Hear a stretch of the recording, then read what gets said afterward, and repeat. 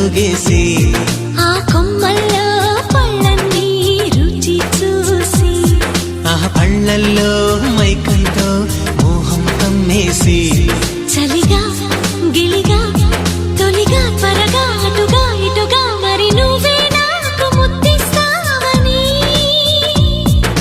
తడివేదాలు ముద్దిస్తావని నమ్మడానికి ఎంత బాగుందో నీకోసం రెక్కల గుర్రం ఎక్కి వస్తానని పగడపు దీనికి నిన్నే నేను తీసుకెళ్తానని ఇక ఏ నాటికి